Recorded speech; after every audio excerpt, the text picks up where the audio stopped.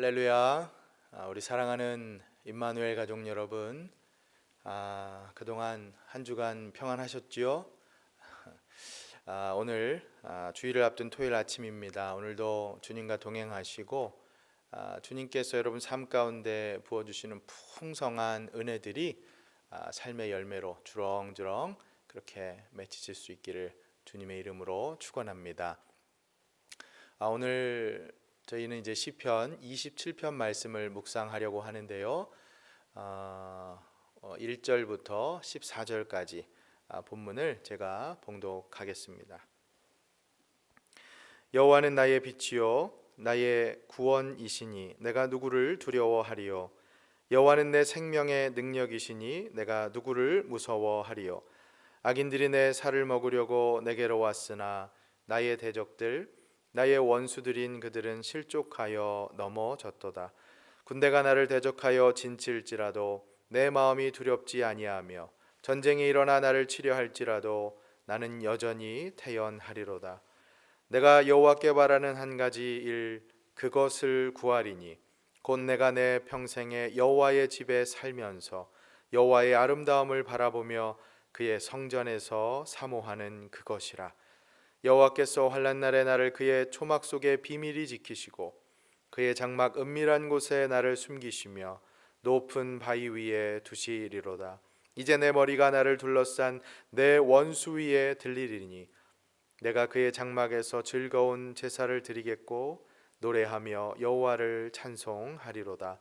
여호와여, 내가 소리내어 부르짖을 때에 들으시고 또한 나를 긍휼히 여기사 응답하소서. 너희는 내 얼굴을 찾으라 하실 때에 내가 마음으로 주께 말하되 여호와여, 내가 주의 얼굴을 찾으리이다 하였나이다.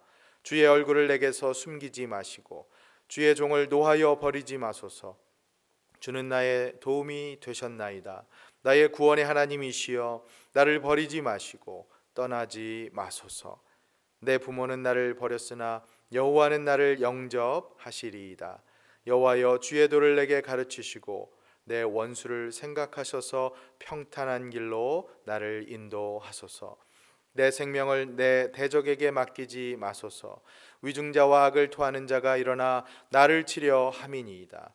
내가 산자들의 땅에서 여호와의 선하심을 보게 될 줄 확실히 믿었도다. 너는 여호와를 기다릴지어다.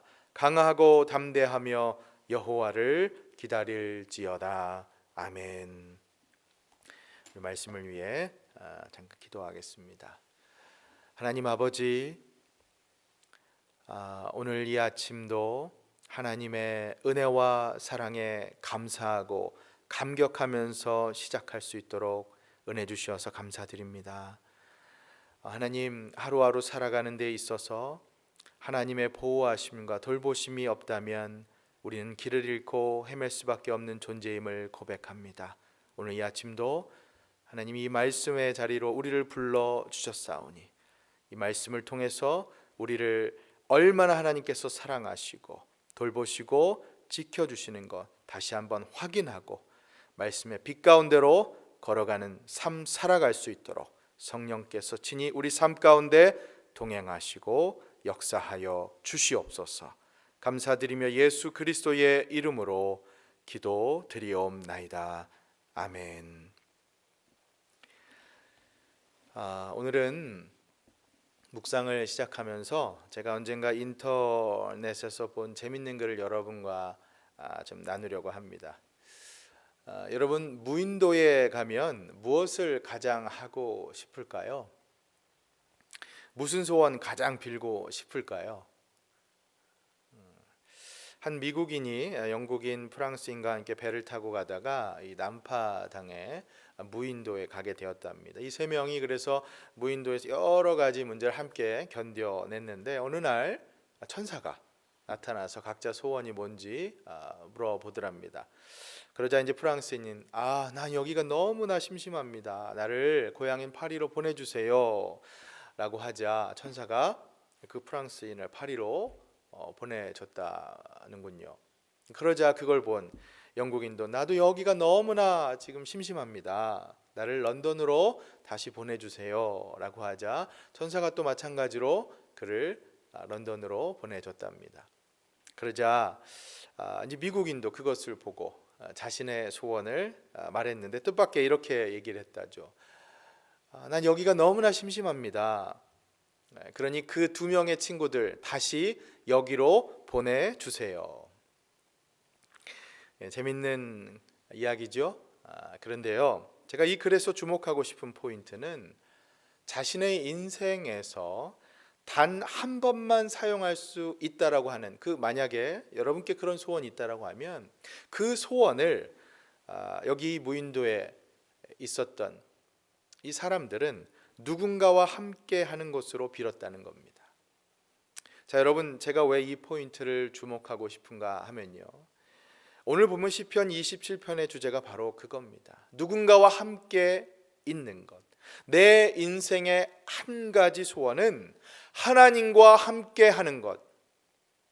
네, 바로 그것입니다. 시편 27편은 여러분 표제에서도 알 수 있는 것처럼 다윗의 시입니다. 시대적 배경은 정확히는 알 수 없는 것으로 학자들이 얘기를 합니다. 하지만 이 내용으로 보면 다윗이 자신의 인생의 모든 것을 다 경험한 후에 고백할 수 있는 그 인생 말년에 지었을 것으로 추정을 할 수가 있지요. 여러분, 이 시편 제가 개인적으로 참 좋아하는 성경 구절 가운데 하나를 담고 있는데요, 그게 뭐냐면 4절 말씀이에요. 다윗이 그의 인생 말년에 하나님께 정말 간절히 간청한 소원이 하나 있는데 그게 뭔지 한번 들어보십시오. 4절 제가 3번역으로 한번 읽겠습니다. 주님, 나에게 단 하나의 소원이 있습니다. 나는 오직 그 하나만 구하겠습니다. 그것은 한평생 주님의 집에 살면서 주님의 자비로우신 모습을 보는 것과 성전에서 주님과 의논하면서 살아가는 것입니다. 아멘. 여러분, 다윗의 인생 말년, 그가 모든 부귀영화를 다 누려봤고요, 이제는 삶의 순간이 얼마 남지 않은 그 순간에요, 다른 것 구하지 않고 한 가지 구합니다. 자, 그럼 그것이 무엇인가요? 네, 그것은 하나님의 집에 거하는 것, 다시 말하면 하나님의 성전에 거하면서 하나님을 찬양하고 예배하는 것이었습니다. 다윗은 그렇게 하나님과 한평생, 아니 영원히 함께하는 것을 간절히 사모했던 것이죠. 이것이 바로 다윗의 단 한 가지 소원이었습니다. 아까 무인도에 떨어진 사람들이 그 이야기처럼요, 다른 누군가와 세상 친구들과 함께하는 것이 아니라 다윗은 하나님과 함께하는 것을 간절히 구했던 것이죠.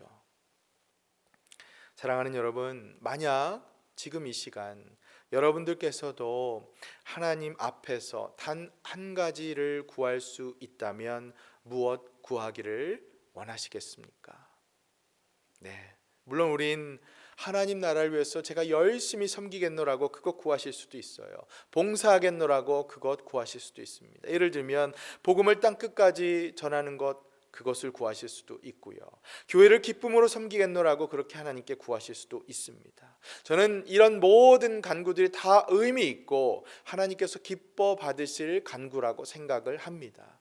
자, 그런데요, 오늘 이 다윗의 시편을 보면 이런 것들은 좋은 답, good answer는 될 수가 있지만 best answer가 될 수 없다라는 것을 우리가 깨닫게 되지요. 왜냐하면 여기 다윗의 소원을 보면은요, 우리의 구할 것은 바로 하나님과 함께 있는 것임을 깨닫게 되기 때문입니다. 사랑하는 여러분, 부디 바라기는 다윗의 이 간구, 이 소원이 여러분과 저의 간구와 소원이 될 수 있기를 주님의 이름으로 축원합니다. 아멘. 자, 그럼 오늘 본문 속으로 들어가서 조금만 더 깊이 우리 다윗의 이 심정을 우리가 한번 묵상해 보지요. 우선 오늘 시편 전체 구조를 아주 간략히 설명드리면 이 시편 27편 크게 세 부분으로 나눌 수가 있어요. 첫째, 1절부터 6절은 하나님의 도우심을 확신하는 부분이고요. 둘째, 이제 7절부터 12절까지는 하나님의 얼굴을 구하는 기도 부분입니다. 그리고 마지막으로 셋째, 13절, 14절은 그 하나님의 선하신 보호심을 확신하면서 그것을 이제 기대하고 기다리는 권면 부분이라고 할 수 있습니다. 자, 그럼 하나씩 보면요. 다윗이 가장 먼저 하나님께서 자신의 빛이요 그리고 구원이시고 또 생명의 능력이 되신다고, 그렇기 때문에 자신은 그 어떤 것도 무섭고 두려워하지 않는다라고 고백을 합니다. 여러분 1절, 2절, 3절을 제가 다시 한번 읽겠습니다. 여호와는 나의 빛이요 나의 구원이시니 내가 누구를 두려워하리요. 여호와는 내 생명의 능력이시니 내가 누구를 무서워하리요. 악인들이 내 살을 먹으려고 내게로 왔으나 나의 대적들 나의 원수들인 그들은 실족하여 넘어졌도다. 군대가 나를 대적하여 진칠지라도 내 마음이 두렵지 아니하며 전쟁이 일어나 나를 치려 할지라도 나는 여전히 태연하리로다. 아멘. 태연하다, 이게 바로 마음의 평안을 말씀하는 것이죠.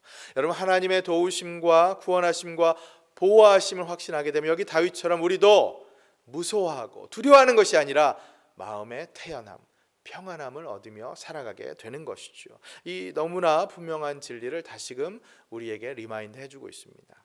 자, 그럼 계속해서요. 다윗이 이제 그 어떤 것도 두려워하지 않고 마음의 평안을 가지면서 이제 자신의 간절한 소원 한 가지를 하나님 앞에 올려드리고 있습니다. 어떤 것인지 다시 한번 4절을 보십시오.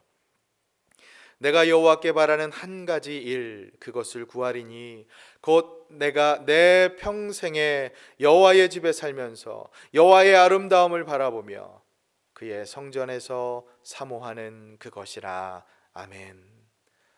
사랑하는 여러분, 다윗의 이 간구처럼 썩어지고 없어질 세상의 그런 것들 구하는 것이 아니라 하나님과의 그 영원한 교제를 사모하며 구하며 살아가실 수 있기를 간절히 바랍니다. 다윗 보세요. 금은보화, 인기 명성, 그런 것들 구한 것이 아니잖아요. 그런 것들은 다 허무하다는 것 다 깨닫고 하나님과 함께하는 것만이 너무나 간절하게 애타게 부르짖고 있지 않습니까? 이게 바로 인생의 그 모든 파란만장한 경험을 다 두루두루 겪어본 자가 우리에게 해줄 수 있는 신앙의 조언이요 간증인 것이죠. 자, 그런데요, 다윗의 이 소원, 이 간구에 대해서 여러분, 하나님께서 뭐라고 응답하시는지 아십니까?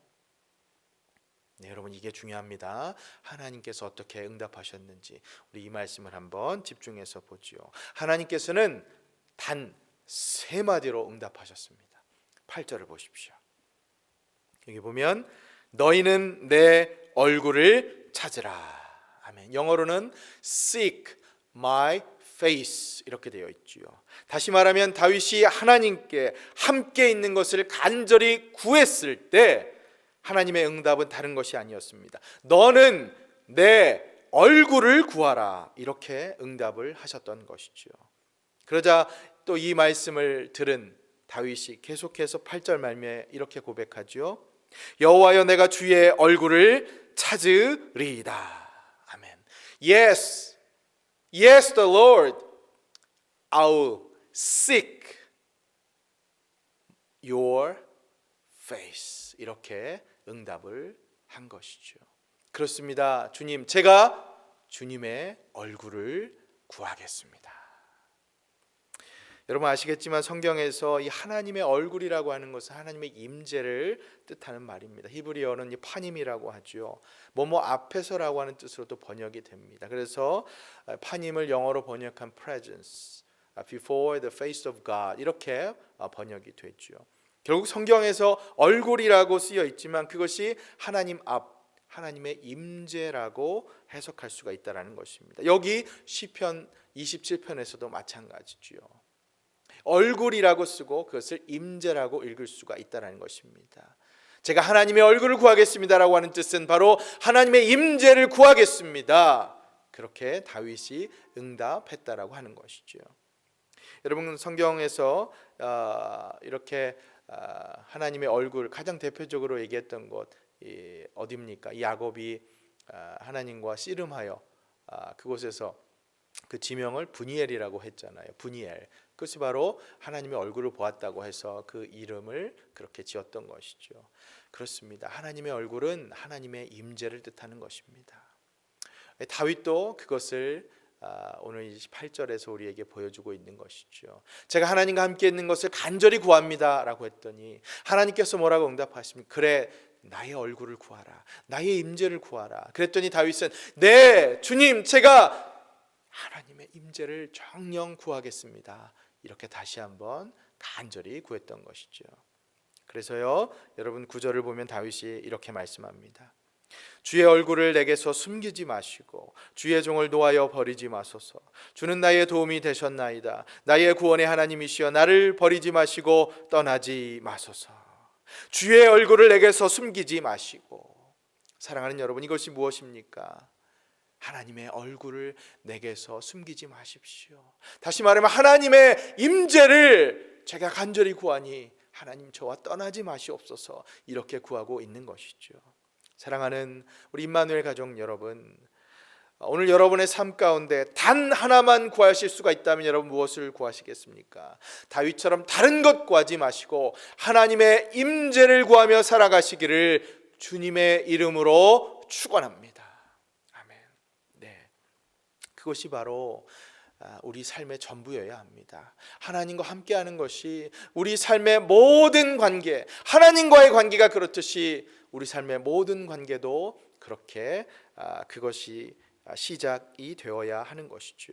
하나님과 함께하는 것이 바로 서야만 우리 삶의 모든 관계도 바로 설 수가 있는 것이죠. 사랑하는 여러분, 저는요 오늘 시편을 보면서 우리가 새롭게 다시 한번 결단하면 좋겠어요. 우리가 너무나 잘 알고 있는 이 진리라고 할지라도 하나님 얼굴을 구하는 것, 다윗의 고백처럼 오늘 이 아침 이 말씀을 묵상한 후에 하나님께 올려드리실 때 여러분의 간구 가운데 간절한 간구가 담겨 있기를 간절히 축원합니다.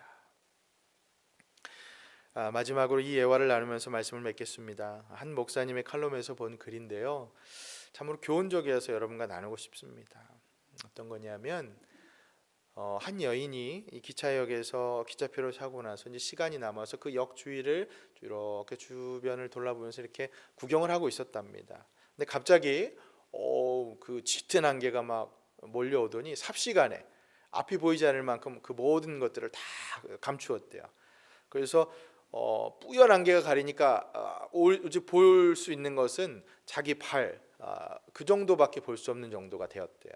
결국 여인은 너무나 무서워하고 기차를 이제 찾으러 가야 하는데 자기를 도와줄 사람은 없고, 가다가 보니 뭐 가로수에 부딪히고 우체통에 부딪히고 그렇게 고생만 하다가 어떻게 해야 될지 몰라서 헤매고 있는데, 처음 가는 곳이니까요. 주변의 사람들에게 도움을 요청하니까 아무도 제대로 도움을 줄 수가 없더래요. 그런데 그렇게 절망 가운데 발만 동동 가라고 구르고 있는데 한 꾸부정한 노인이 지나가다 이 상황을 보고서는 여인이 불쌍을 여겨서 자기를 따라오라고 하더랍니다. 그 노인은 어떻게 그 안개가 짙은 곳을 아는지 여인을 따라오라고 했어요. 그래서 여인은 노인이 보통 사람보다 이제 걸음이 느린 것을 알고 실수하지 않고 천천히 쫓아갑니다. 근데 모퉁이 뭐 앞에 뭐 장애물이 있는 거 다 알면서 이 노인은 너무나 편안하게 기차가 있는 곳까지 그 여인을 정확하게 인도를 해주더랍니다. 그래서 이제 기차를 타는 그 순간에 마지막에 너무나 고마워서 고맙다고 인사를 하는데, 그 순간 그 노인의 얼굴을 쳐다보는데 깜짝 놀라고 말았다는 것이죠. 왜냐하면 그 노인은 앞을 보지 못하는 소경이었기 때문입니다. 여러분, 이 예화를 통해서 제가 이런 교훈을 얻게 되더라고요. 분명 건강하고 보통인 사람 같으면 우리 그저 무관심하게 지나갔을, 평상시에는 그렇게 그런 기차역이었을지 모르지만 이 맹인인 노인은 평상시 어떻게 건너가겠어요? 그 길을 지나가면서도 수없이 많은 난관에 부딪히고 넘어지기도 하고요, 나뭇가지에 그렇게 걸려 있을 수도 있고 다치기도 했을 수도 있겠죠. 그런데 그 일을 통해서 오히려 노인은 날마다 자신을 그 환경에, 그 상황에 훈련시키고 적응해 가면서 그렇게 그 길에 익숙해져서 결국 안개가 짙게 내렸을 때 자신의 진가를 발휘하게 된 것이죠. 앞을 볼 수는 없지만 자신의 훈련과 경험을 통해서 쌓아왔던 그 익숙함을 통해서 길을 찾아갈 수가 있었다라는 것입니다. 사랑하는 여러분, 오늘날 너무나 많은 사람들이 구원이라고 하는 그 표, 이 티켓을 가졌다고 하면서도 갈팡질팡 어디를 갈지 모르고요. 기차를 타지 않고 엉뚱한 곳을 헤매면서 그렇게 다닐 수가 있는 모습을 보게 됩니다. 더군다나 이 코로나 시대, 환란이나 위기가 닥쳐왔을 때 예수 그리스도를 찾지 못하고 그렇게 방황하는 모습은 더욱더 많이 보일 수가 있지요. 그런데 저는 바로 그런 의미에서 여기 이야기 속에 이 노인과 같은 그런 경험을 한 다윗, 여러분 자신의 인생 말년에 모든 경험을 다 해본 그 다윗, 자신의 그 경험을 바탕으로 지금 진심으로 토해내고 있는 그 고백, 그 다윗의 고백에 우리가 귀를 기울이면 좋겠습니다. 왜냐하면 다윗은 지금 자신의 평생 그렇게 깨어지고 부서지고 넘어지고 수없이 많은 난관을 다 경험하면서 얻었던 그 진리가 무엇입니까? 오늘 이 시편을 통해서 우리에게 그것을 가르쳐주고 있지 않습니까? 길을 잃고 방황할 수 있는 우리를 위해서 지금 우리가 해야 할 일이 무엇이라고 우리에게 길을 안내해주고 있습니까? 여러분, 그것이 무엇입니까? 우리가 바라야 할 일, 그 단 한 가지 소원이 무엇입니까? 그것은 바로 하나님의 얼굴을 구하는 일이죠. 주님, 그렇습니다. 제가 주님의 얼굴을 구하겠습니다. 주님의 임재를 구하겠습니다라고 그렇게 간절히 간청을 하며 살아야 한다라는 것이죠. 사랑하는 여러분, 오늘 이 말씀을 통해 기도의 자리로 나아가면서 여러분 무엇을 주님께 구하시겠습니까? 다른 무엇보다도 주님의 얼굴 구하시는 여러분과 제가 될 수 있기를 간절히 축원합니다. 다윗의 이 인생 고백, 단 한 가지 소원, 그것이 무엇인가 잊지 마시고 사랑하는 여러분, 여호와의 전에서 한평생, 아니 영원히 살아갈 것, 그것을 간구하면서 꿈꾸면서 기대하면서 또 누리면서 살아가는 여러분과 제가 될 수 있기를 주님의 이름으로 축원합니다. 아멘. 우리 함께 기도하겠습니다. 우리 사랑하는 임마누엘 가족 여러분, 오늘 이 기도의 자리에 다윗의 이 간구처럼 우리 하나님의 얼굴 구하는 간절한 바람을 올려드리시면 좋겠습니다. 그리고 우리 내일 있을 주일 예배, 우리가 어디서 예배를 드리든지 간에 그 예배의 자리에서 우리가 서 있는 그곳이 주님을 예배하는 곳이 되게 하시고 주님께 집중하는 예배가 되게 하시고 세상의 헛된 소리에 다 물리치고 세상의 문을 닫고 오직 주님께만 우리의 마음 문을 열고 주님을 간절히 찬양하고 예배하는 말씀에 집중하는 시간 되게 해달라고, 내일 있을 예배를 위해서 우리 또 간절히 기도하는 시간 갖도록 하겠습니다. 기도하겠습니다.